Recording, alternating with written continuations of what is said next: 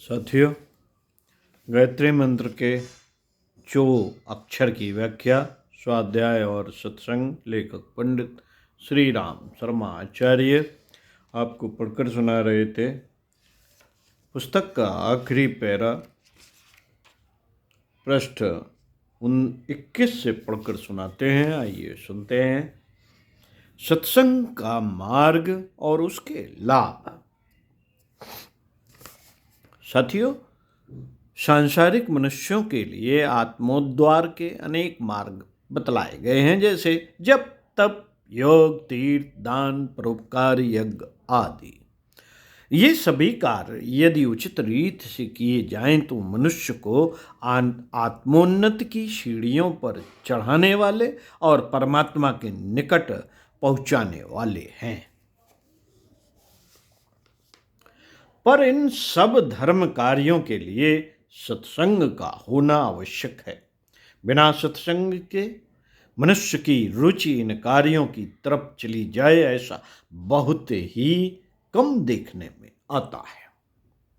अधिकांश मनुष्य किसी न किसी निकटवर्ती या दूरदर्शी संत पुरुष के उपदेश अथवा प्रेरणा से ही आत्मोन्नति के मार्ग की तरफ आकर्षित होते हैं। इसलिए योग वशिष्ठ में कहा गया है, यह स्नातः शीत शीतिया शीतिया, यह स्नातः शीत शीतिया, साधु संगत गंगया, किम तस्य दानः कि तपोभिः किमिध्वरः योगवा। अर्थात जो व्यक्ति साधु संगत रूपी शीतल निर्मल गंगा में स्नान करता है, उसे फिर किसी तीर्थ, तप, दान और यज्ञ योग आदि की क्या आवश्यकता। मनुष्य का सर्वप्रथम कर्तव्य संसार में यही है कि स्वयं को और अपने प्रियजनों को सत्संगत की तरफ प्रेरित करें। आप अपनी संतान को सुखी जीवन व्यतीत करने के लिए विद्या, बुद्धि, बल आदि प्राप्त करने का उपदेश देते हो, उसके लिए हर तरह के साधन जुटाते हो। जो कुछ संभव होता है प्रत्येक प्रयत्न करते हो, पर इन बातों के साथ तुमने उनको सत्संग की प्रेरणा नहीं दी, उनको नीच वृत्ति वाले लोगों का संग करने दिया, तो अन्य समस्त सफलताएं व्यर्थ हो जाएंगी।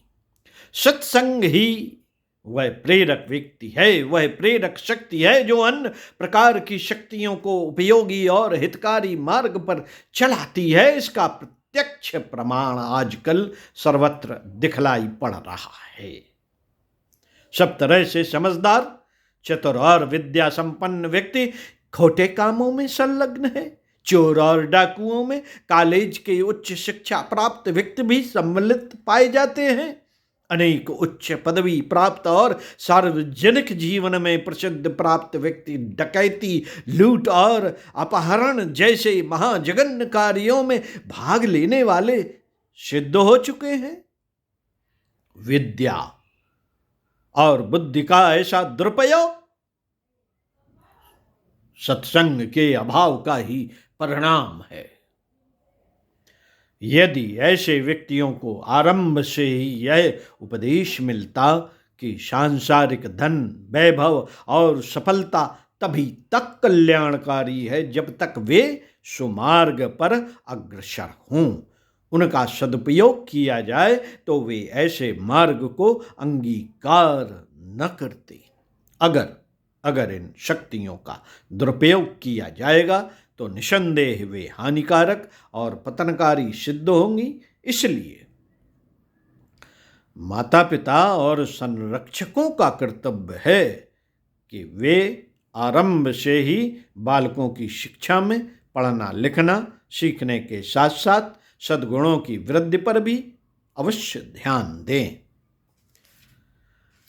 साथियों, वर्तमान समय में स्कूलों और कॉलेजों के लड़कों में उच्छृंखलता और नैतिक पतन के लक्षण दिखलाई पड़ते हैं। उसका मुख्य कारण यही है कि आजकल लड़कों को केवल किताबी शिक्षा दिला देना ही माता पिता ने अपना कर्तव्य समझ लिया है।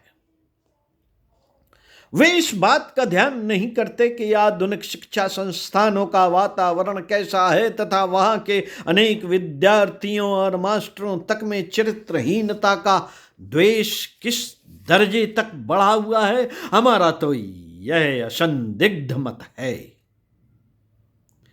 हमारा तो यह असंदिग्ध मत है कि बच्चों को कम से कम आरंभिक वर्षों में तो ऐसी ही शिक्षा संस्थानों में भेजा जाए जिनमें उनको सत्संगति प्राप्त हो और मानव जीवन के सद्गुणों की प्रेरणा मिल सके। ऐसा करने से अगर किताबी पढ़ाई लिखाई और परीक्षाओं में कुछ विलंब भी हो जाए तो हर्ज की बात नहीं। इसी प्रकार नव युवकों और वयस्कों का भी कर्तव्य है कि वे स्वयं अपने इर्द गिर्द के वातावरण पर दृष्टि रखें और इस विषय में सदैव सतर्क रहें कि उनकी संगति हीन चरित्र के व्यक्तियों से ना हो। अगर वे इस विषय में सावधानी से काम लेंगे और श्रेष्ठ चरित्र के व्यक्तियों में से अपने साथी चुनेंगे तो वे सब प्रकार से उन्नत की ओर अग्रसर हो सकेंगे। नियमित इष्ट मित्रों के अतिरिक्त उनको कभी कभी किसी उच्च कोटि के ज्ञानी और महात्मा पुरुष के संसर्ग में आना भी आवश्यक है। हमारे कहने का यह आशय नहीं है कि जंगलों और पहाड़ों में ही साधु महात्माओं या सिद्ध पुरुषों को ढूंढते फिरे, वरन वे अपने नगर के ही किसी सचरित्र विद्वान उपदेशक या संस्था से संपर्क रखें और समय समय पर उनके द्वारा सद्विचार ग्रहण करते रहें तो उनका मानसिक उत्थान होता रहेगा और वे दुर्गुणों से बचते रहेंगे। जहां इनमें से कोई भी साधन नहीं वहां नियमित रूप से सद्ग्रंथों आत्मनिर्माण करने वाली पुस्तकों का स्वाध्याय करना चाहिए। इससे भी मन बुरे विचारों से बचता है और सद्भावनाएं उत्पन्न होती रहती हैं। सत्संग से विवेक जागृत होता है और मनुष्य भले बुरे का निर्णय कर सकने में समर्थ होता है। संसार में नित्य अनेक घटनाएं होती रहती हैं जिनमें से किसी का भला और बुरा प्रभाव हमारे ऊपर पड़ता है।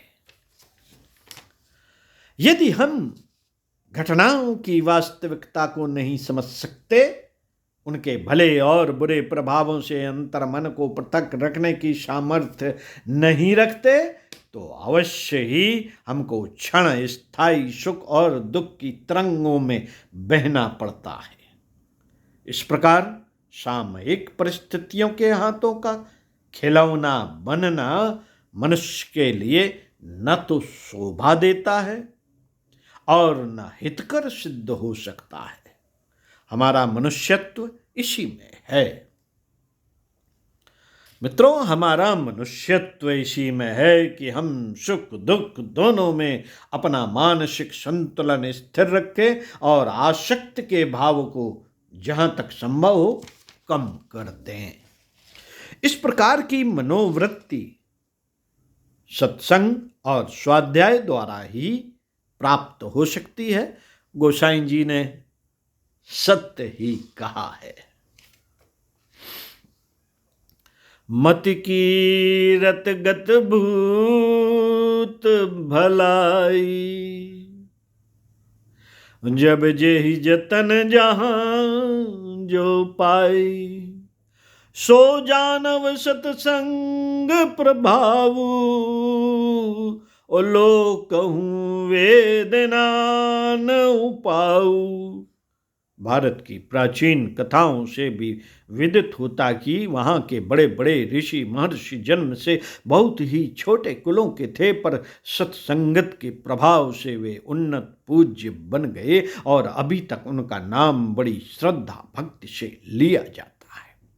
वाल्मीकि जी, बहेलिया, नारद जी, दासी पुत्र अगस्त जी घड़े से उत्पन्न, वशिष्ठ जी वैश्या पुत्र माने गए हैं, पर आत्म परायण संत पुरुषों की संगत से उन्होंने अकथनीय उन्नति की और बहुत ऊंची पदवी पर जा पहुंचे। इन उदाहरणों से स्पष्ट जान पड़ता है कि जो कोई अपना जीवन सार्थक करना चाहता है, इस नर जन्म का सदुपयोग करने की कामना रखता है, उसे त्यागी, विरक्त गुरुओं की संगति अवश्य करनी चाहिए।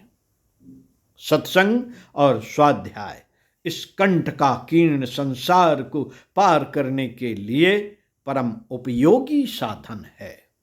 वर्तमान समय में संसार में स्वार्थ और अपहरण की जो भयंकर आंधी उठी हुई है, उसमें वही व्यक्ति निश्चल रह सकता है जो स्वार्थी और धूर्त प्रकृति के लोगों से दूर रहकर सज्जन और सत्य प्रिय व्यक्तियों से संबंध रखता है। इसे ऐसे श्रेष्ठ प्रकृति के व्यक्ति जहां तक संभव होगा आपको हित की सम्मति ही देंगे और बुरे मार्ग पर चलता देखेंगे तो पहले से सावधान कर देंगे। स्वार्थी व्यक्ति तो ऐसे अवसर पर ऊपर से दो धक्के और देते हैं जिससे उनका कुछ लाभ हो सके। किनका? स्वार्थी व्यक्तियों का। इसलिए आत्मकल्याण के अभिलाषी मनुष्यों को इस संबंध में सदैव सावधान रहकर श्रेष्ठ जनों की संगत को ही ग्रहण करना चाहिए। पंडित श्री राम शर्मा आचार्य पुस्तक का समापन हुआ। आप चिंतन मनन जरूर कीजिए और बार बार सुनिए। अगर अच्छी लगती है, कोई वीडियो अच्छा लगा, कोई विषय अच्छा लगा तो बार बार सुनिए और अपने इष्ट मित्रों, साथियों, सज्जनों, भाइयों और बहनों, ग्रुप में और भी अन्य माध्यमों के द्वारा इसका प्रचार प्रसार जरूर कीजिए। शायद किसी को कुछ अच्छा लगे, उसके जीवन में स्वाध्याय के माध्यम से, इस प्रकार के स्वाध्याय के माध्यम से कुछ परिवर्तन आ जाए। ओम शांति।